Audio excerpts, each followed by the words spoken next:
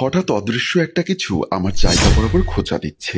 ঘুমের ঘোরে আমি মনে করেছিলাম স্বপ্ন দেখছি, কিন্তু বারবার খোঁচাখুচির কারণে আমার ঘুমটা ভেঙে গেল। চোখ খুলতেই আমি সামনের দিকে তাকিয়ে দেখি আমার স্থানের ঠিক একটু নিচে করে কি একটা দাঁড়িয়ে আছে। দেখে আমি ভয় পেয়ে গেলাম। মনে হচ্ছিল খুব শক্ত লম্বা কোনো একটা বস্তু আমার স্থানে আঘাত করতে চাচ্ছে। আমি বস্তুটিকে দেখার জন্য যখনই ধরতে গেলাম তখনই বস্তুটি উধাও হয়ে গেল।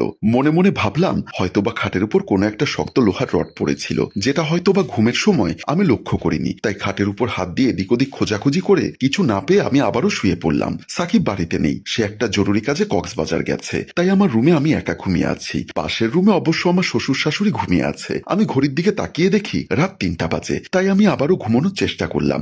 যখনই চোখ বন্ধ করলাম তখন আবারও সেই একই বস্তুর খোঁচাখুচি অনুভব করলাম। চোখ তুলে তাকাতেই আবারও দেখি সেই বস্তুটি আমার স্থানের একটু নিচে করে আবার সোজা হয়ে ভেদ করে ফেলতে যাচ্ছে। আমি এবার সত্যি সত্যি অনেক বেশি ভয় পেয়ে গেলাম। তাড়াতাড়ি শোয়া থেকে উঠে এদিক ওদিক তাকিয়ে দোয়া দুরুদ পড়তে লাগলাম। জানালার পর্দাটা হালকা হালকা বাতাসে দুলছে। ড্রেসিং টেবিলটা মনে হচ্ছে কাঁপছে। ভূমিকম্পের মতো একটা কম্পন অনুভব করলাম। খাটের নিচে থেকে আমাকে কে খোঁচাচ্ছে দেখার জন্য গলা টেনে যখন খাটের নিচে তাকাতে গেলাম কোথাও কিছুই দেখতে পেলাম না। ভয় লাফ মেরে খাট থেকে নেমে গেলাম। কান্না করতে করতে শাশুড়ির রুমের দিকে গেলাম। আমি শাশুড়ির রুমের দিকে যেতেই রুমের দরজা খুলে ভেতরে ঢুকতেই দেখি আমার শ্বশুর শাশুড়ি একজন আরেকজনকে জড়িয়ে ধরে শুয়ে আছে। এই বয়সে ওনাদের এই মহব্বত দেখে ভয়ের মধ্যেও কিছুটা স্বস্তি লাগলো। এই অবস্থায় ওনাদেরকে কিভাবে ডাকি? এখন যদি ওনাদেরকে আমি ঘুম থেকে ডাকতে যাই তাহলে নিশ্চিত ওনারা আমাকে দেখে লজ্জা পাবেন। আবার না ডেকে উপায় নেই, কারণ আমার সাথে অস্বাভাবিক কিছু ঘটছে, যেটা দেখে আমি আর একা থাকার সাহস পাচ্ছি না। এই অবস্থায় শ্বশুর শাশুড়িকে ডাকতে গেলেও একটা লজ্জার ব্যাপার। ওনারা একজন আরেকজনকে যেভাবে জড়িয়ে ধরে আছেন তাতে করে ওনাদেরকে ডাকলে ওনারা যতটুকু না লজ্জা পাবেন তার চাইতে বেশি লজ্জা আমি পাবো। শেষ পর্যন্ত আমি রুম থেকে বের হয়ে গেলাম। কাঁপতে কাঁপতে ড্রয়িং রুমের দিকে আসলাম। সত্য কথা বলতে আমার প্রচন্ড ভয় লাগছে। অদৃশ্য সেই শক্ত বস্তুটি কি যেটা আমার স্থান বরাবর খোঁচাখুচি করছে? ভয়ে ভয়ে ড্রয়িং রুমে সোফার উপর বসলাম। সাকিব কি এতক্ষণ জেগে আছে? মোবাইলটা হাতে নিয়ে তাকে কল দিতে লাগলাম। সাকিব তখন কক্সবাজার একটা আবাসিক হোটেল রুমের মধ্যে শুয়েছিল। ওরা কোম্পানির অ্যানুয়াল মিটিং এ কক্সবাজার গেছে, আগামীকাল চলে আসবে। এত রাতে আমার কলের কারণে তার ঘুম ভেঙে গেল। শেষ পর্যন্ত সে উঠে মোবাইলটা হাতে নিয়ে আমার নাম্বারটা দেখে চমকে উঠল। সে মনে মনে ভাবলো নিশ্চয়ই বাড়িতে কোনো সমস্যা হয়েছে, না হলে এত রাত্রে তো আমি কল দিতাম না। তাই সে তাড়াহুড়ো করে কলটা রিসিভ করে কানে দিতেই আমি কান্না করতে লাগলাম। আমি কেঁদে কেঁদে বললাম, সাকিব তুমি কোথায়? আমি কক্সবাজার হোটেল রুমে। কেন, কি হয়েছে? তুমি কাঁদছো কেন? তারপর আমি তাকে আমার সাথে ঘটে যাওয়া সব কথা খুলে বলতে লাগলাম। সব কথা শোনার পর সেও কিছুটা টেনশনে পড়ে গেল। সব কথা বলার পর আমি তাকে বললাম, এখন আমি কি করব সাকিব? আমার তো একা একা ভয় লাগছে। বাবা মা কোথায়? ওনারা ওনাদের রুমে শুয়ে আছে। তুমি গিয়ে ওনাদেরকে ডেকে তোলো। আমি ওনাদের রুমে গিয়েছিলাম, ওনারা ঘুম থেকে ওঠেনি, আমি ডাকিনি। কেন? তারপর আমি ওনাদের শুয়ে থাকার কন্ডিশনটা আমার স্বামীর কাছে বর্ণনা করতে লাগলাম। সব বলার পর সে বলল, ঠিক আছে তুমি এক কাজ করো, দরজার সামনে গিয়ে দরজায় টোকা দাও, তাহলে ওনারা ভেতরে যে অবস্থায় থাকবে থাকুক, সাবধান হয়ে যাবে। আচ্ছা ঠিক আছে, আমি যাচ্ছি, তবে তুমি কাল তাড়াতাড়ি চলে এসো। আমার খুব ভয় হচ্ছে। ভয়ের কোনো কারণ নেই, দোয়া দরুদ পড়ো, আর মাকে বলো তোমার সাথে থাকতে। নাকি আমি বলে দিব?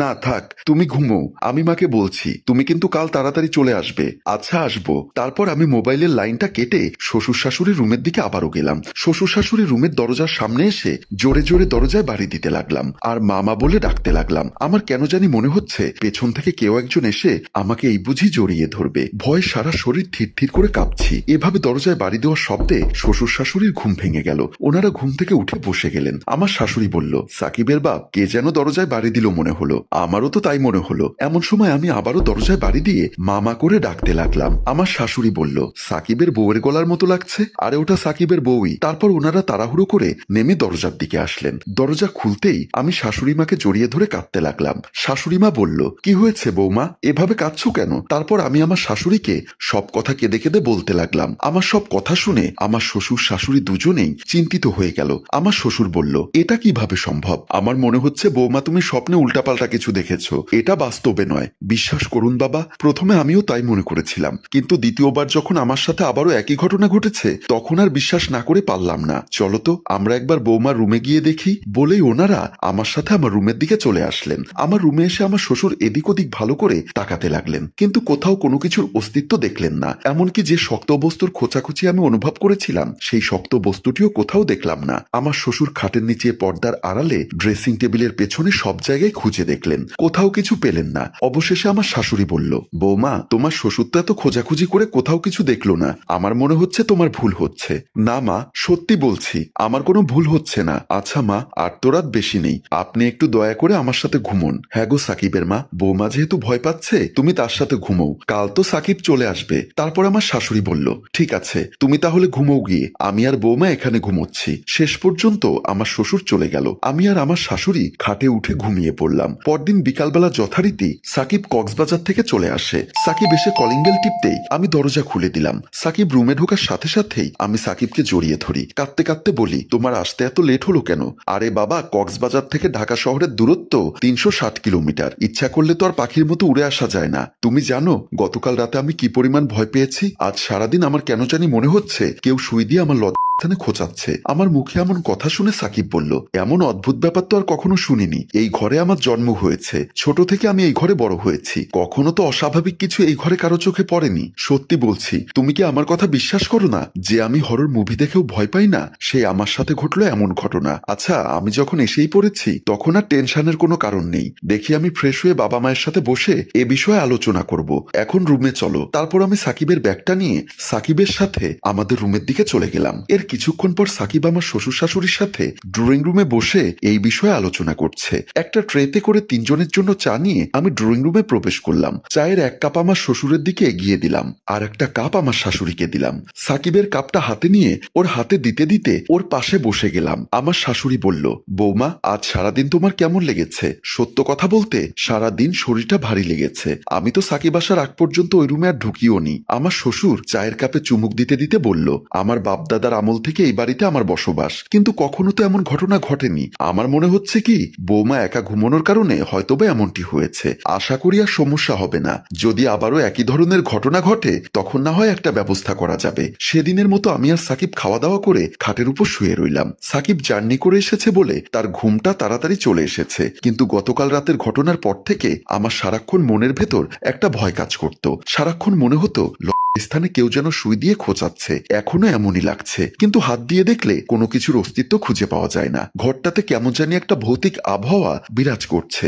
যেহেতু সাকিব আমার পাশে শুয়ে আছে তাই কিছুটা ভরসা আছে। সাকিবের ঘুম আসলেও আমার ঘুম আসছে না। এদিক ওদিক করতে করতে কখন যে ঘুমিয়ে পড়েছি সেটা লক্ষ্য করলাম না। মাঝরাতে সাকিবের ঘুম ভেঙে যায়। সাকিব বাথরুমে যাওয়ার জন্য ঘুম থেকে উঠে বসে। সে আমার দিকে তাকিয়ে দেখে আমি ঘুমিয়ে পড়েছি। সাকিব আর আমাকে না ডেকে বাথরুমের উদ্দেশ্যে চলে যায়। সাকিব যাওয়ার কিছুক্ষণ পর আবারও যথারীতি সেই শক্ত বস্তুটি আমার স্থানের ঠিক নিচে করে খোঁচাখুচি করতে লাগলো। খোঁচাখুচির তীব্রতা এত বেশি ছিল যে আমার ঘুম এক নিমেষেই ভেঙে গেল। আমি চোখ খুলে দেখি আমার পাশে সাকিব নেই, কিন্তু সেই শক্ত বস্তুটি আমার স্থানের ঠিক নিচ বরাবর উঠানামা করছে। ভয়ে আমি চিৎকার দিয়ে উঠি। আমার চিৎকার শুনে পাশের রুম থেকে আমার শ্বশুর শাশুড়ি দৌড়ে আসে এবং বাথরুম থেকে দৌড়ে আসে সাকিব। আমি আমার শাশুড়িকে দেখে জড়িয়ে ধরে কেঁদে কেঁদে বলতে লাগলাম, মা আবার সেই একই ঘটনা আমার সাথে ঘটেছে। একটু আগে আমি বাথরুমে গিয়েছি, এর মধ্যে কিভাবে এমন ঘটনা ঘটতে পারে? আমার শ্বশুর বলল, বুঝেছি, কোনো অশুভ শক্তি আমার ঘরে প্রবেশ করেছে। সাকিবের মা, আগামীকাল তুমি বৌমাকে নিয়ে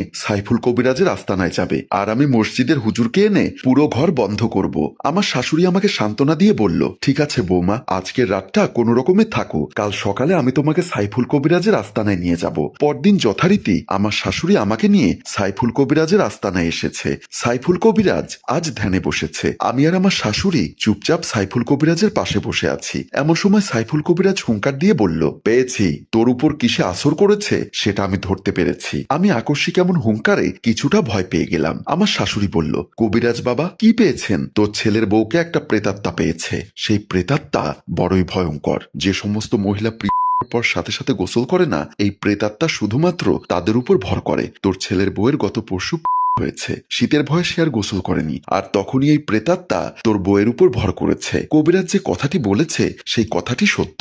সাকিব যেদিন কক্সবাজার যায় সেদিন রাতেই আমার হয়। স্বামী সাথে নেই বলে সেই রাতে আমি আর গোসল করিনি। মনে মনে ভেবেছিলাম এই শীতের মধ্যে গোসল করে লাভ কি, পরদিন সকালে না হয় গোসল করে নিব। আর এই সুযোগেই মনে হয় সেই প্রেতাত্মা আমার উপর ভর করেছে। হ্যালো ভিউয়ার্স, আমাদের সমাজে এরকম অনেক নারী আছে যারা হওয়ার পরেও গোসল করে না। একটা কথা মাথায় রাখা উচিত, পাক পবিত্রতা ইমানের অঙ্গ। তাই আমাদের সর্বদা পাক পবিত্র থাকতে হবে, না হয় যে কোনো খারাপ জিনিস আমাদের শরীরে ভর করতে পারে। তাই আসুন সর্বদা